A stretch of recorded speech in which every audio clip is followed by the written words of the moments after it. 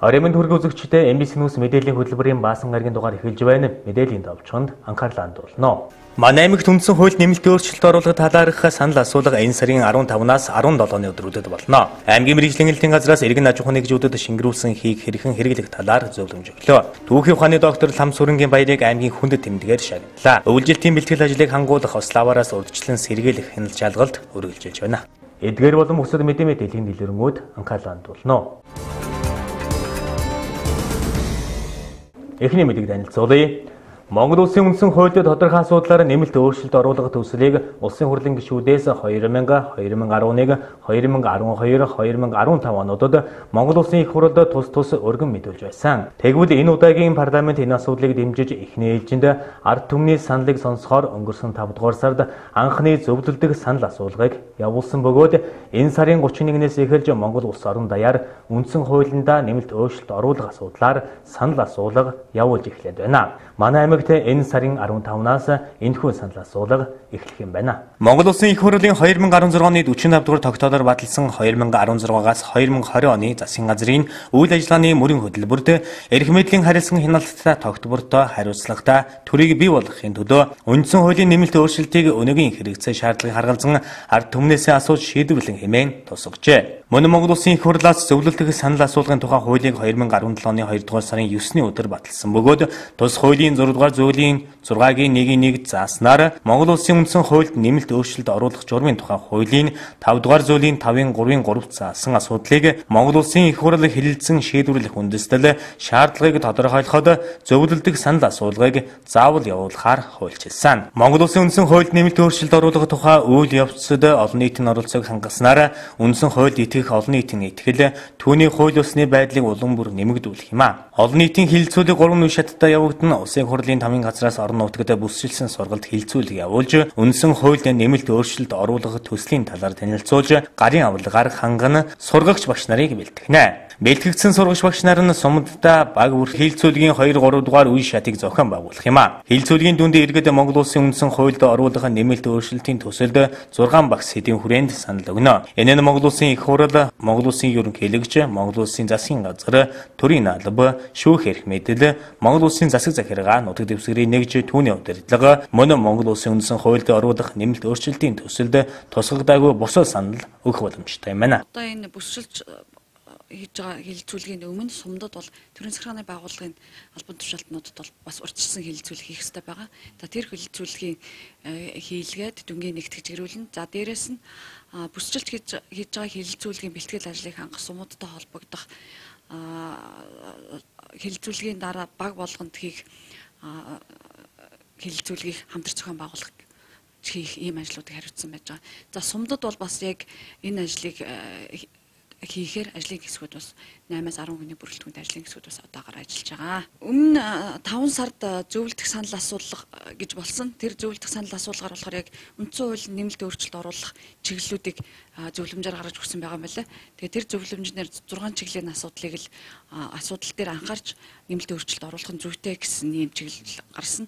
За энд 6 чиглэлийн хүрээ нэмэлт өөрчлөлтийн санал асуулга хилцүүлэг маань явагдана. За иргэд маань ямар 6 асуудал дээр нэмэлт өөрчлөлт орох гэдэг юм болоо гэж сонирхож байгаа бол парламент говцэгийн мэдгсэн хаягаар ороод зөвлөлдөх санал асуулгын зөвлөмж гэсэн зөвлөмж байж байгаа. Тэрийг үзэж сонирхоод энэ хилцүүлэгт бас оролцох боломжтой. За дээр нэмж хэлэхэд тухайн суманд нь болж байгаа сумуудын ард иргэд бол тухайн хилцүүлэгт бол оролцох боломжтой. Бусад сумуудын хувьд болохоор хязгаартай байж байгаа. За ажлын хэсгийн гишүүд, за төрийн захиргааны байгууллагын удирдах албан тушаалтнууд, иргэдийн хурлын төлөөлөгч нар гэсэн байгаа учраас иргэд бол оролцох боломжгүй. Харин баг дээр болох хилцүүлэгт маань ард иргэд идэвхтэй оролцож саналаа хэлэх бүрэн боломжтой байж байгаа. Ингээд Улсын хурлын 5 газраас томилсон 7 баг 2017 оны 7 дугаар сарын 31-ээс 9 дугаар сарын 3-ны хүртэлх хугацаанд Монгол Улсын 21 аймаг бүсчилсэн сумд нийслэл 9 дүүрэгт үндсэн хуулиар оруулах нэмэлт өөрчлөлтийн төслийн талаар сургалт хилцүүлэг зохион байгуулж эхэллээ. Энэ санал асуулгад иргэн бүрийн санал чухал ач холбогдолтой юм а.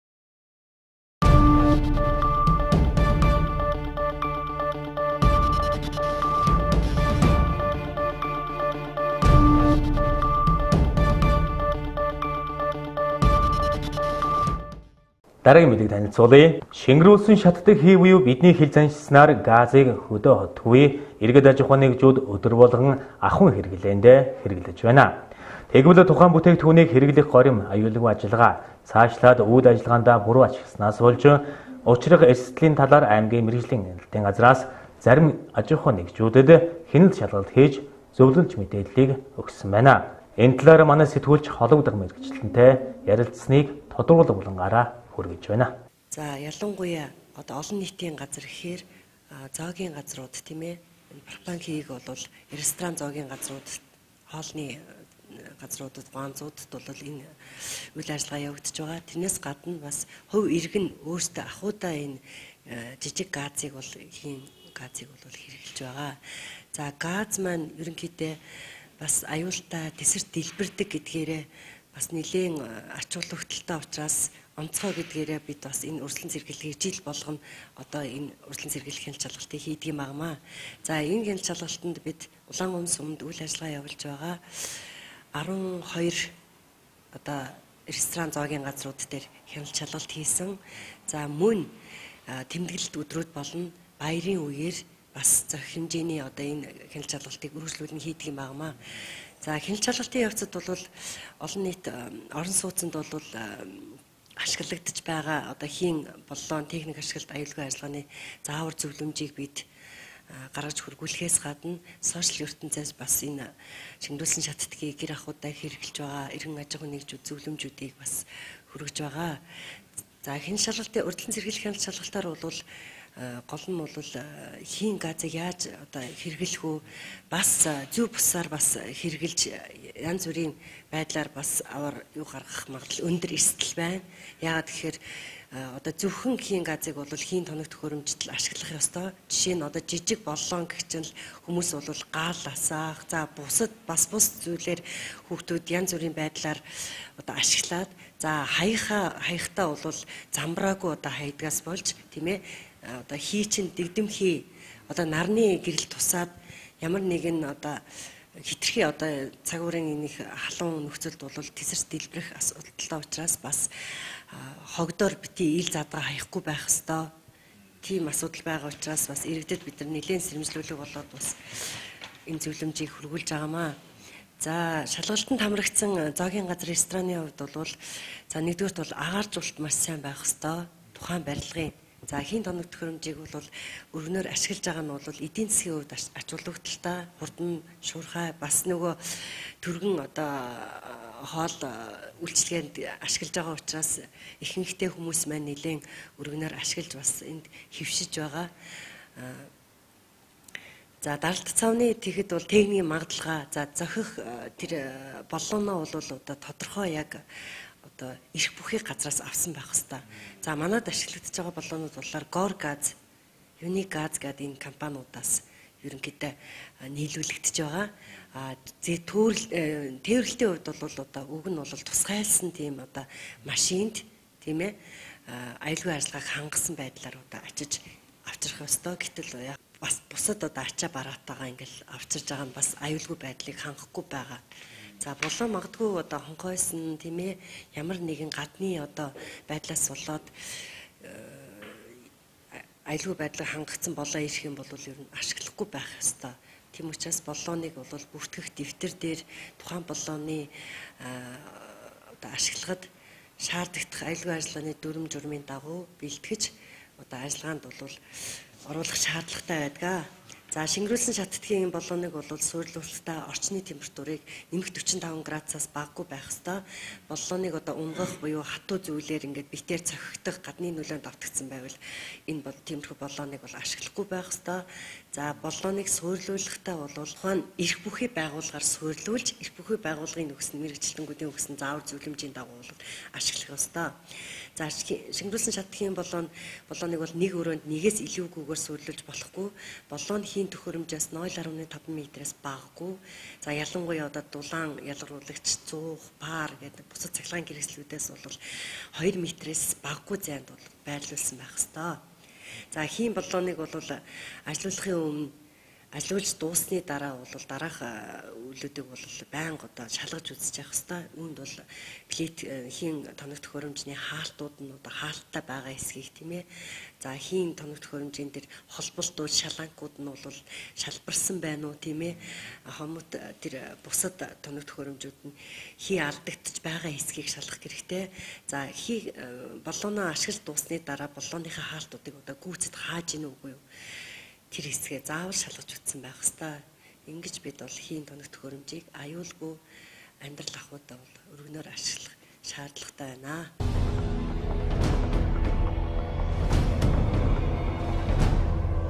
Хараагуулын усанд орсон 5 хүүхдийн бие дээгүүр юм туурч харшил өгчээ. Ёригуулын усанд орсноос болж химийн хордлогод орсон гих хүүгийн зураг олон нийтийн сүлжээгээр цацагдаад удаагүй байхад хараагуулын усанд орсон хүүхдүүдийн бие дээр юм туурсан байна. Сэрэнг аймгийн Мандал сумын эмнэлгийнхэн мэдээлэхдээ 10 гаруй хоногийн өмнө хараагуулын усанд ороод ийм болчихлоо гэд 5 хүүхэд ирсэн байна. Хүүхдүүдийн бие дээгүүр маш их захтандаг том улаан гөвдрөө дуурчихсан өндөр халуунтай эмнэлэгт ирсэн байна. Харшлын шинж тэмдэгтэй байсан учраас гадуур эмчилгээ бичиж өгөөд явуулсан байна. Яагаад хүүхдүүдийн бие дээгүүр юм туурсныг бид мэдэхгүй хараагуулын усанд орсноос болж ийм тууралт гарсан гэж шууд хэлж чадахгүй гэсэн хариулт өгчээ. Сэлэнг аймгийн цагуур орчин шинжилгээний албаныхан хараа ёрооголын уснаас дээж авч шинжилээд бохирдолтой гэж дүгнсэн байна. Энэ талаар байгаль орчин аялал жуулчлалын яам мэргэжлийн нэлтийн ерөнхий газраас тодруулахад оюун хорил сайдын тушаалаар Загдгийн ерөнхий газрын байгаль орчныг эмт хэрэгтэй тэмцэх хэлэлцээс мэргэжлийн нэлтийн ерөнхий газрын байцаагч нар хараа ёрооголын сав газрын захиргаа орон нутгийн удирдлагуудтай хамтран голын усанд шинжилгээ шалгалт хийхээр явсан байна. Дүгнэлт гарахаар хэвлэл мэдээлэл байгуулахад мэдээг л өгнө гэж мэдэгджээ.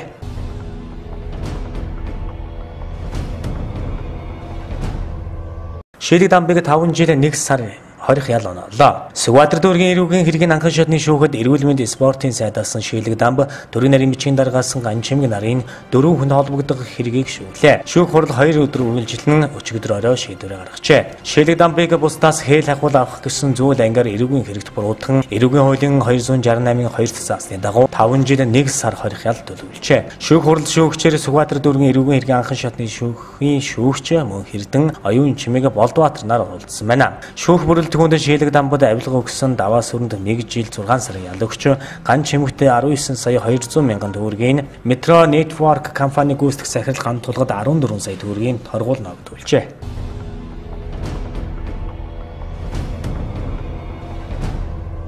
Монголд анх удаа олон улсын тогооч нарын тэмцээн болно. Олон улсын тогооч нарын Чингис хаан Challenge Cup 2017 тэмцээнийг манай улсад анх удаа зохион байгуулна. Тэмцээн 9-р сарын 4-өөс 8-ны хооронд Улаанбаатар хотод болно. Монголын майстер тогоочдын холбоо, Монголын кулинарын холбоо, Дэлхийн тогооч нарын холбоо, Монголын үндэсний худалдаач үйлдвэрийн танхим, хүнс хөдөөж байгаа хөнгөн үйлдвэрлэлийн яам болон бусад мэргэжлийн холбоод хамтран тэмцээнийг зохион байгуулах юм байна. Одоогоор Российн холбооны улс, Бүгд найрамдах Хятад ард улс, холбооны Бүгд найрамдах Герман улс, Америк нэгдсэн улс, Бүгд найрамдах Солонгос улс, Итали, Румын, Бүгд найрамдах Тува улс, Серб, Сир, Катар, Тунис, Польш, Швейцар, Киргиз, Казахстан, Узбекистаны тогооч нар оролцох мэдэгджээ. Олон улсын шилдэг тогооч нараар дамжуулан Монгол хоолыг дэлхийд сурталчлах, хоол үйлдвэрлэлийн салбарыг хөгжүүлэх, энэ салбарын олон улсын хамтын ажиллагааг өргөжүүлэх нь тэмцээний гол зорилго юм а. Хоол үйлдвэрлэн хөрөнгө оруулалтад татдаг, худалдааг дэмждэг, аялал жуулчлалд эергээр нөлөөлдөг зэрэг ач холбогдолтой салбар үлээ. Олон улсын тэмцээний өмнө дотооддоо залуу тогооч нарын аварга улсын авраг шалруулга тэмцээнийг тус зохион байгуулна. Эдгээрт төрүүлсэн тогооч нараа олон улсын тэмцээнд Монгол улсаа төлөөлөн оролцсноо. Олон улсын тэмцээний үеэр Монгол улсын авраг шалруулга хуралдаан, Монголын кулинарын наадам, Монгол үндэсний хоолны шалгуулалт, хоолны үзэсгэлэн зэргийг зохион байгуулна. Олон улсын тэмцээнийг 20 шүүгч шүүх юм. Өнөөдөр болсон хэвлэлийн баг хуралд Монголын майстер тогоочдын холбооны ерөнхийлөгч Буян Дэлгэр, Монголын кулинарын холбооны ерөнхийлөгч Хансан, Монголын майстер тогоочдын дэд ерөнхийлөгч Батбаатар нар оролцсон мэдээлэл хийлээ.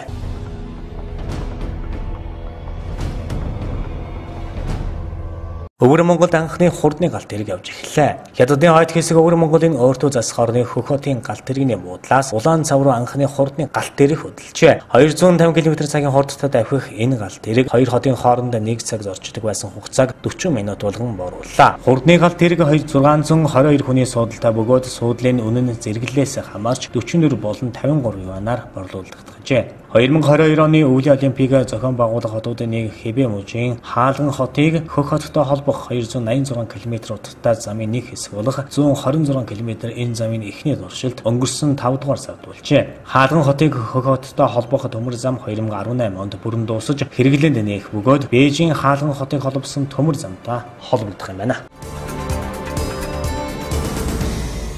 Дараагийн мэдээ. Манай аймгийн Хэрэгэл сумын харьяатай цагаан архин сумын уугуул цэргийн түүхийн ухааны доктор Ламсүрэнгийн баяр цагаан архин баруун төрөн сумын сургуулиудын түүхт ойн арга хэмжээнд оролцоод Улаангом суманд ирэх үеэр аймгийн засаг даргын 5 газрын дарга Бат Жаргал хүлээн авч уулзаж Овс аймгийн хүндэт тэмдгээр шагнасан байна.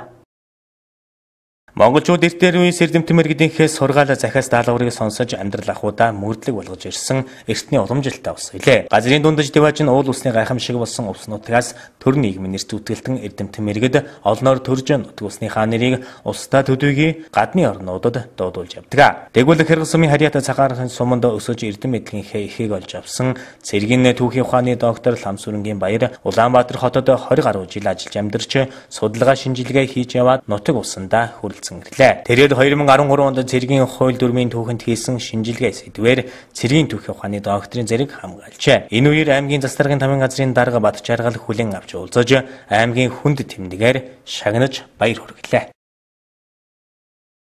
Цагаан архин сумын сургуулийн 80 жилийн ойд оролцоод цагаан архин сумандаа бас санаачлал гаргаж сургуулийн алхах насны алхаангийн хүүхдүүдийн дунд жил бүхэн цэргийн баярыг өгсөн эсээ бичлэгийн уралдааныг зарлан явуулж болох тийм санаачлал гаргасан сургуулийн удирдлага сумын удирдлага хамт олон сайхан хүлээж авсан.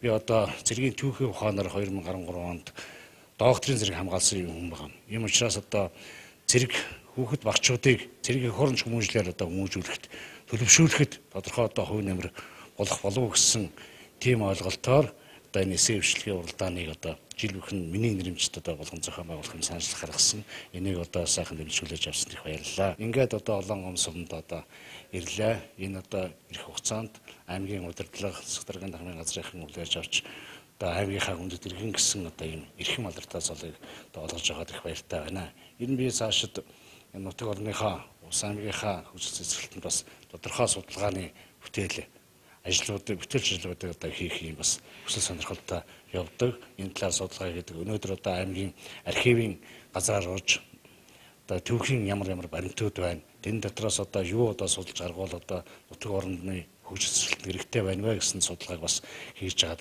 гарч ирлээ. Ламсүрэнгийн баяр доктор цаашдаа Овс аймгийн түүхэнд холбогдох зарим нэгэн судалгааны материалыг эргэлтэнд оруулж ус нутгийнхаа хөгжилд үнэтэй хувь нэмэр оруулна гэсэн бодолтой явдаг. Энэ үеэр хуваалцсан юм.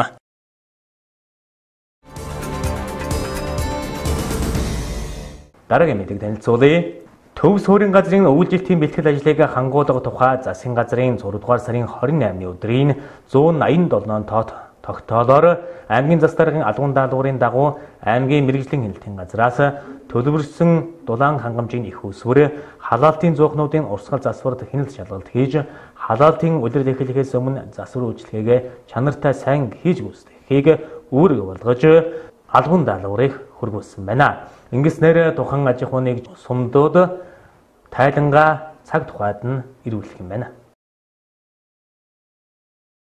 Монголчууд наадмын маргааш намар хэмээн өвлийн бэлтгэл ажлаа базааж эхэлдэг. Тэгвэл засгийн газрын тухай хуулийн 30 дугаар зүйлийн 1 дэх хэсэг, эрчим хүчний тухай хуулийн 5-1-4, 9-1-17 заасныг тус үндэслэн Монгол Улсын засгийн газраас дараах яам агентлаг үйлчилгээний газруудыг өвлжилтийн бэлтгэл ажлаа хангахыг үүрэг болгожээ. Үүнд түлш эрчим хүч уул уурхай газрын тос болгон боловсрал эрүүл мэнд, зам тээвэр харилцаа, холбоо орон сууц нийтийн аж ахуйн үйлчилгээний байгууллагын 2017 оны өвлжилтийн бэлтгэл ажлын төлөвлөгөөг батлан хэрэгжүүлж, биелэлтэд нь хяналт тавьж ажиллах бүх шатны сургууль цэцэрлэгийн 2017 оны өвлжилтийн бэлтгэл ажлыг хангах төлөвлөгөөг батлан хэрэгжүүлж, биелэлтэд нь хяналт тавьж ажиллан, хичээлийн болон дотор байр, цэцэрлэгийн барилгын засвар, өргөтгөлийг хичээлийн шинжил эхлэхээс өмнө дуусгах арга хэмжээ авах, эрчим хүчний үйлдвэр компаниудын 2017 оны өвлжилтийн бэлтгэл хангах ажлын хүрээнд үндсэн болон туслах тоноглолын засвар, хөрөнгө оруулалт, техник зохион байгуулалтын арга хэмжээ авч нүүрсэн нөөцлөх, төш шатхуун татна авах, ажлын төлөвлөгөө хуваарийн дагуу зохион байгуулж, биелэлтэд нь хяналт тавьж ажиллах,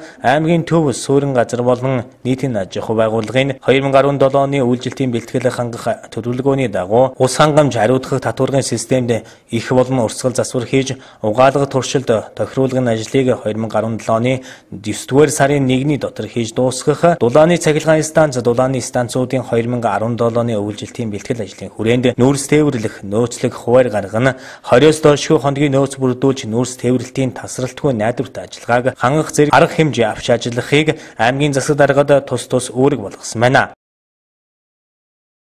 За урьдчилан сэргийлэх шалгалтын хүрээнд техник тоног төхөөрөмжийн их засвар, урсгал засвар, шинжилэлт, үйлчлэлтийн бэлтгэл ажлын төлөвлөгөө, түүний хэрэгжилт, тоноглол, тоног төхөөрөмж, шугам шүлжээний насчлалт, ашиглалтын төлөв байдал, аюулгүй ажиллагааны байдлыг шалгах.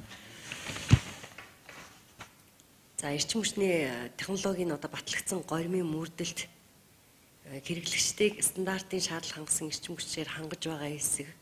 Хэрэглэгчдийн шугам шүлжээний урсгал засвар, түүн тавигдж байгаа хяналт техник хяналт, техникийн аваар усал, саатлаас урьдчилан сэргийлэх чиглэлээр зохион байгуулж байгаа ажлын байдал, инженер техникийн ажилтнуудын орон тооны бүртээмж, мэргэжлийн төвшин, шалгалт авсан байдал, тухайн байгууллагын түвш хангамж, нөөцлөлт, запас сэлбэх хэрэгслийн бүрдүүлэлт, тоноглол, тоног төхөөрөмжийн сорилт туршилт, тохируулгын ажлын гүйцэтгэл, аваарын нөөц сэлбэх хэрэгслийн бэлэн байдлыг шалгах зорилгоор энэ урьдчилан сэргийлэх хяналт шалгалтыг 2017 оны 4 сараас 2017 оны 10 дугаар сар халаалтын улирал эхлэх хүртэлх хугацаанд урьдчилан сэргийлэх хяналт шалгалтуудыг хэрэгжүүлж байна. Үүний дагуу аймгийн засаг даргын албан даалгавар гарч, мэргэжлийн хяналтын газраас төвлөрсөн дулаанд холбогдсон 8 сүм, 2 дулааны станц, баруун бүсийн эрчим хүчний сүлжээ, цахилгаан эрчим хүчний сүлжээ, чандам нувс зэрэг 13 байгууллагад үйлчлэлтийн бэлтгэл ажлын явцын талаар тогтмол мэдээлж байх талаар албан бичгийг хөрвүүлжээ. Урьдчилан сэргийлэх хяналт шалгалтыг мэргэжлийн хяналтын ерөнхий газрын төлөвөнд тусгасан удирдамжийн хүрээнд хийхээс гадна аймгийн засаг даргын албан даалгавар бас гарсан байгаа. Төв суурин газрын үйлчлэлтийн бэлтгэл ажил хангуулах тухай засгийн газрын 2017 оны 6 сарын 28-ны өдрийн 187-р тогтоол, үйлчлэлтийн бэлтгэл хангах цаг үеийн ажлыг эрчимжүүлэх тухай. Аймгийн засаг даргын 2017 оны 04 дот албан даалгавар хэрэгжүүлэх ажлын хүрээнд төв суурин газрын үйлчлэлтийн бэлтгэл ажлын төлөвлөгөө гаргана, хэрэгжилтийг хангуулж хяналт тавих гэсэн ийм албан дот ирсний дагуу бид нутаг дэвсгэрт үйл ажиллагаа явуулж байгаа дулааны станц, төвлөрсөн дулаан хангамжийн хүйсэр, халаалтын зуухнуудын аж ахуй нэгж байгууллагуудад бид албан дотоор юу хөргүүлсэн байгаа, үйлчлэлтийн бэлтгэл ажил хангах тухай ийм албан тоотуудыг бид хөргүүлэн ажиллаж байна.